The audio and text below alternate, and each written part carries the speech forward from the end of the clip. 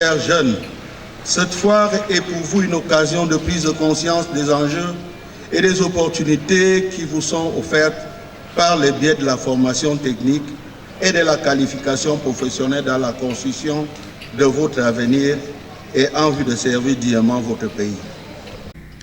La formation professionnelle, pour être en adéquation avec l'emploi, doit être connectée aux réalités actuelles du monde du travail.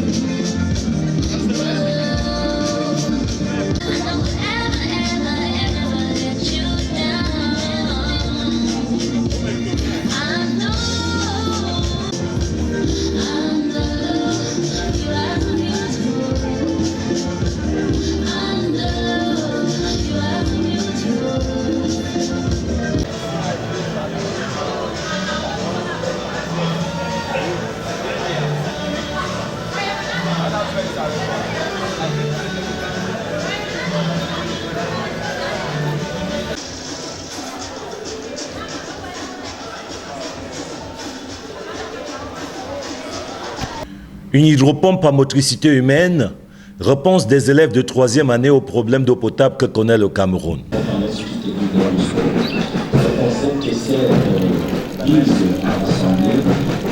Nous fabriquons des pompes ici à Don Bosco, puisque nous avons constaté que dans le sud, il y avait un problème d'eau potable.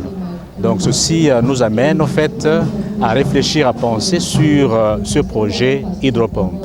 Le projet donc à laquelle participent beaucoup les enfants, donc nos apprentis, nos apprenants, n'est-ce pas, qui profitent pour apprendre le métier, pour apprendre à fabriquer, pour apprendre, n'est-ce pas, à maintenir ces pompes, n'est-ce pas, dans le but au fait de s'autofinancer dans le futur ou de pouvoir, n'est-ce pas, s'être utile dans leur vie professionnelle.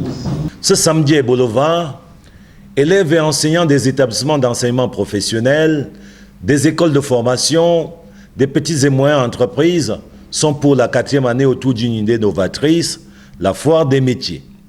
Nous croyons fermement que ce beau diplôme, c'est la formation technique et professionnelle qui le donne. Une journée de découverte, d'information et de formation sur les techniques et emplois professionnels, c'est dans la capitale régionale du Sud. La formation, c'est la source du développement, car un jeune formé, même s'il n'est pas recruté à la fonction publique dans une société, est capable lui-même de créer des emplois. Nous appelons qu'il y ait encore une synergie pour que véritablement cette adéquation que nous recherchons, formation-emploi, soit véritablement effective. J'ai été agréablement surpris. Vous savez que je fais beaucoup dans l'hydraulique et généralement nous achetons nos pompes à Yaoundé. Et je viens d'être surpris et de constater que sur place on fabrique les pompes. Reste maintenant, je crois que la pompe a déjà été, n'est-ce pas, expérimentée. Si on la présente déjà au grand public, c'est que ça a des résultats positifs.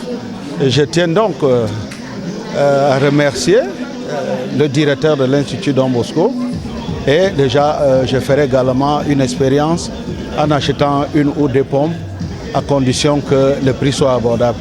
Au-delà du faste du défilé du 1er mai, soudeurs, boulangers, tailleurs, musiciens, médias et autres échangent mutuellement et donnent la visibilité à la jeunesse estudiantine et scolaire sur les besoins réels en main-d'œuvre qualifiée en adéquation avec la formation reçue.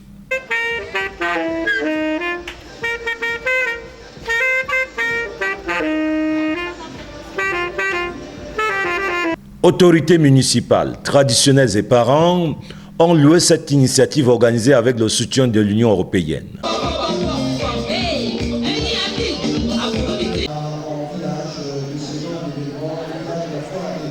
L'édition prochaine de ce qui est désormais convenu d'appeler l'autre façon de fêter le travail est annoncée pour 2018.